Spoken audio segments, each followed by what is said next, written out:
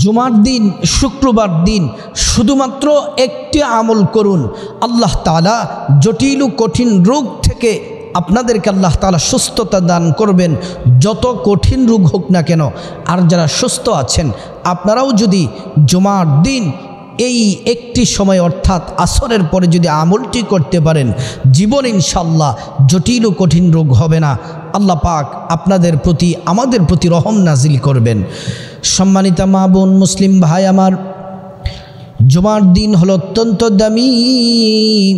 হাদিসের মধ্যে জুমার দিনকে সাইয়্যিদুল আইয়াম বলা হয়েছে, অর্থাৎ সমস্ত দিনের সর্দার বলা হয়েছে। হাদিসের মধ্যে আরও বলা হয়েছে, আল্লাহর নবী সাল্লাল্লাহু আলাইহি ওয়াসাল্লাম বলেন, জুমার দিন হলো গুনাহ মাফের দিন। জুমার দিন এতটাই দামি, বৎসরে দুইটি ঈদ আমাদের, একটি হলো ঈদুল ফিতর, আরেকটা হলো ঈদুল আযহা। এই দুইটি ঈদ থেকেও শ্রেষ্ঠ হলো জুমার দিন। সুবহানাল্লাহি ওয়া বিহামদিহি। জুমার দিন আল্লাহ পাক অসংখ্য জাহান্নামীদেরকে ক্ষমা করে দেন, আল্লাহ পাক রহমতের দরজাগুলা খুলে দেন। আল্লাহর কাছে বান্দা যা চায় আল্লাহ পাক তাই কবুল করেন, কারণ জুমার দিন আল্লাহ তাআলা বান্দাদের মনের আশাগুলা পূরণ করেন যারা আল্লাহর কাছে চায়।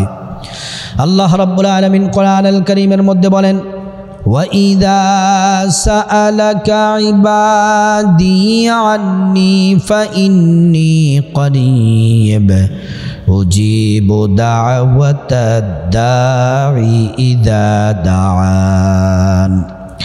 আল্লাহ পাক বলেন, হাবিব মুহাম্মদ সাল্লাল্লাহু আলাইহি ওয়াসাল্লাম, আপনাকে যদি জিজ্ঞেস করে আমি আল্লাহ সম্পর্কে, আমি রব সম্পর্কে, আপনি বলে দিবেন গোটা জাতিদেরকে আমি আল্লাহ রাব্বুল আলামিন তাদের অতি নিকটেই আছি, আর তারা আমি আল্লাহর কাছে যা চাইবে আমি আল্লাহ পাক তাদেরকে তাই দিব, দোয়া কবুল করব, মনের আশা পূরণ করব। সুবহানাল্লাহ।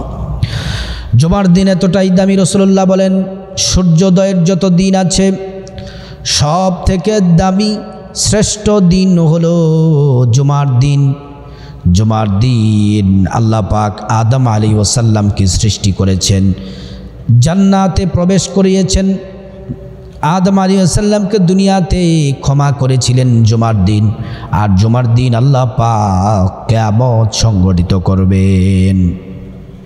শুধুমাত্র জিন এবং মানুষ ছাড়া সব প্রাণীগুলা জুমার দিন ভয়ে কাঁপতে থাকে নাকি কিয়ামত হয়ে যায়, কিন্তু আমরা তো বেখেয়াল গুনাহে দাবিত হয়ে আছি। আমরা কিয়ামতকে আমরা ভয় করি না অধিকাংশ মানুষ, কিন্তু সব প্রাণীরা জুমার দিন কিয়ামত নিয়ে ভয়ে থাকে।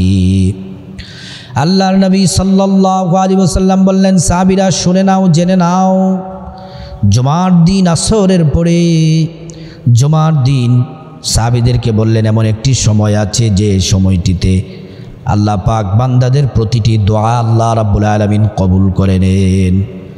সাহাবীরা বললেন, ইয়া রাসূলুল্লাহ সময়টি কোন সময়? নবীজি বলেন, বাদাল আসরি ইলা গুয়ুবাতিশ শামস, আসরের পর থেকে মাগরিব পর্যন্ত এই সময়টিতে আল্লাহ পাক জুমার দিন বান্দাদের দোয়া কবুল করেন। সম্মানিত ভাইরা আমার, অমুসলিম মা বোনেরা, জুমার দিন সারাটা দিন দায়িত্বরত ফেরেশতারা যখন আসরের পরে যখন চলে যায়, ডিউটি শেষ হয়ে যায়, আল্লাহ পাক ফেরেশতাদেরকে বলেন, ফেরেশতা আমার বান্দাদেরকে কি অবস্থায় দেখে এসেছো? ফেরেশতারা বলেন, মালিক আপনার বান্দাদেরকে দেখেছি কেউ নামাজ পড়ে, কেউ জিকির করে, কোরআন পড়ে, কেউ দোয়া করে। আল্লাহ পাক বলেন, তারা কি আমাকে দেখেছে? ফেরেশতারা বলেন না। জান্নাত দেখেছে? ফেরেশতারা বলেন না। তারা কি জাহান্নাম দেখেছে? ফেরেশতারা বলেন না। আল্লাহ রাব্বুল আলামিন বলেন, তারা আমাকে দেখে নাই, জান্নাত দেখে নাই, জাহান্নাম দেখে নাই। আমি আল্লাহকে ভয় করে করে ইবাদত করে আমি আল্লাহ রাব্বুল আলামিন তাদেরকে ক্ষমা করে দিলাম। আল্লাহু আকবার, আল্লাহু আকবার। সম্মানিত মা বোন ও আমার মুসলিম ভাইরা, শুনুন কথাগুলা। জুমার দিন আসরের পরে আমলটি করবেন। আমলটি করার আগে সুন্দর করে ওযু করে নেবেন, কারণ আসরের নামাজ আগে পড়তে হবে, তারপরে আমলটি করতে হবে। আর আসরের নামাজ, শুধু আসরের নামাজ নয়, 5 ওয়াক্ত নামাজ আল্লাহ পাক ফরজ করেছেন। আল্লাহ রাব্বুল আলামিন বলেন, ইন্নাস সালাতা কানাত আলাল মুমিনিনা কিতাবাম মাওকুতা। আল্লাহ রাব্বুল আলামিন বলে, নির্দিষ্ট সময়ে নামাজ পড়ো, নির্দিষ্ট সময়ে নামাজ পড়া ফরজ করেছেন আমার আল্লাহ। সম্মানিত মা বোন, আমার মুসলিম ভাই, কথাগুলো শুনুন সুন্দর করে। সর্বপ্রথম ওযু করবেন, ওযু শুরুতে বিসমিল্লাহির রহমানির রহিম পড়ে নেবেন। সুন্দর করে ওযু করবেন নবীজির শিখানো পদ্ধতিতে ওযু করতে পারলে 2টি পুরস্কার পাবেন। 1 নাম্বার পুরস্কার হলো আল্লাহ রাব্বুল আলামিন জীবনের সব গুনাহগুলো মাফ করে দিবেন। 2 নাম্বার পুরস্কার হলো আল্লাহ সুবহানাহু তাআলা হাসরের ময়দানে ক্ষমা করে জান্নাত দিয়ে দিবেন। ওযু যখন শেষ হবে কালিমা শাহাদাত পড়বেন, আশহাদু আল্লা ইলাহা ইল্লাল্লাহু ওয়াহদাহু লা শারীকা লা ওয়া আশহাদু আন্না মুহাম্মাদান আবদুহু ওয়া রাসূলুহু। কালিমা শাহাদাত যদি পড়েন, আল্লাহ তাআলা আপনার জন্য জান্নাতের সবগুলা গেট খুলে দিবেন। আপনার ইচ্ছা যেদিক দিয়ে মনে চায় জান্নাতে প্রবেশ করবেন আর জান্নাতের নাজ নিয়ামত ভোগ করবেন। তারপরে আসরের নামাজ পড়বেন। আসরের নামাজ 8 রাকাত, 4 রাকাত সুন্নাত, 4 রাকাত ফরজ। নামাজ শেষ করার পরে তাসবিহ তাহলিল জিকির আজকার করা শেষ হলে সর্বপ্রথম 11 বার ছোট্ট ইস্তিগফারটি পড়বেন, আস্তাগফিরুল্লাহ ওয়া আতুবু ইলাইহি, আস্তাগফিরুল্লাহ ওয়া আতুবু ইলাইহি, আস্তাগফিরুল্লাহ ওয়া আতুবু ইলাইহি। ইস্তিগফার 11 বার পড়া শেষে তারপরে নামাজের দুরুদ, শ্রেষ্ঠ দুরুদ দুরুদ ইব্রাহিম 11 বার পড়বেন। আল্লাহুম্মা সাল্লি আলা মুহাম্মাদিন ওয়া আলা আলি মুহাম্মাদ কামা সাল্লাইতা আলা ইব্রাহিম ওয়া আলা আলি ইব্রাহিম ইন্নাকা হামিদুম মাজিদ। আল্লাহুম্মা বারিক আলা মুহাম্মাদ ওয়া আলা আলি মুহাম্মাদ কামা বারাকতা আলা ইব্রাহিম ওয়া আলা আলি ইব্রাহিম ইন্নাকা হামিদুম মাজিদ।